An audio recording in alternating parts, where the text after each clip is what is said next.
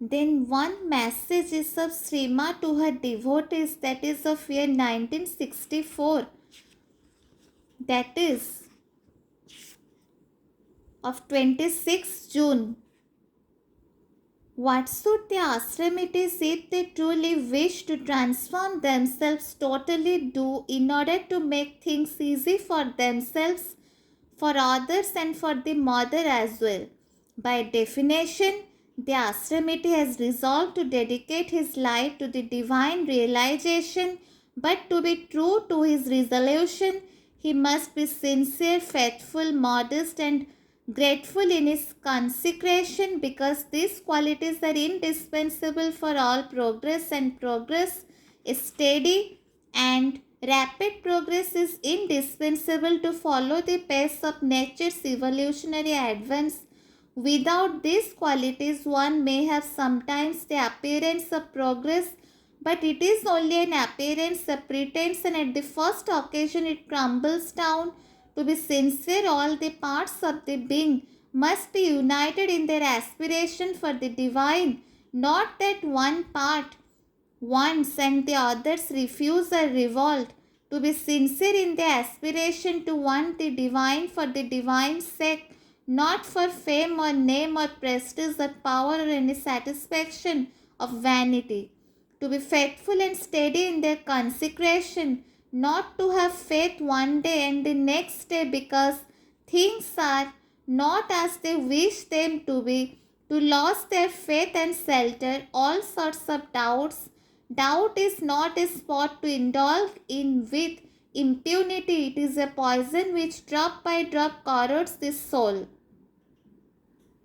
To be modest means to have the correct appreciation of what one is and never to forget that whatever are one's achievements, they are practically nothing in comparison with what one would to be to fulfill the Lord's expectation. And above all, to feel in an absolute way one's own incapacity to judge the divine and his ways, to be grateful, never to forget this wonderful grace of the Supreme who leads each one to his divine goal by the shortest ways, in spite of himself, his ignorance and misunderstandings, in spite of the ego it protects and its revolts. The pure flame of gratefulness must always burn in our heart,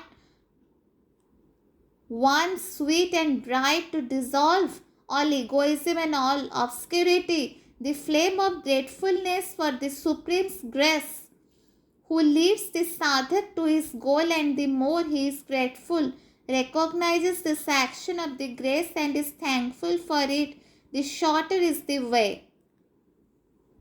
Then another message is of 26th June, the second message, which is explained by Sri Aurobindo to his devotees of year 1964. That is, what attitude should they take when their consciousness is covered completely by the dark cloud of falsehood and they cannot even pray to the Lord for his help? Here is Sri Aurobindo's answer, the best that can be given to the second question, that is, cast away from you these moments of doubt, depression, and the rest, which are not part of your true and higher nature. Reject these suggestions of inability, unfitness, and all these irrational moments of an alien force.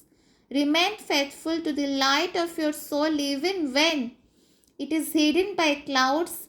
My help and the mother's will be there working behind, even in the moments when you cannot feel it. The one need for you and for all is to be, even in the darkness of the powers of obscurity of the physical consciousness, stubbornly faithful to your soul and to the remembrance of the divine call. Be faithful and you will conquer. Then third message explained by Srima to her devotees, that is of 26th June of year 1964, that is, how can they be perfectly faithful and sincere to the new light and truth They must not waste these wonderful things, must they?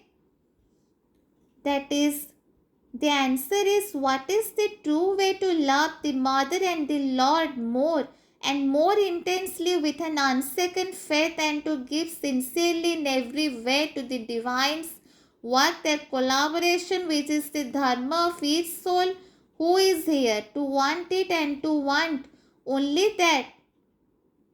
This message is of 26th June of year 1964, which is explained by Srima and Sri Aurobindo to their devotees. Thank you.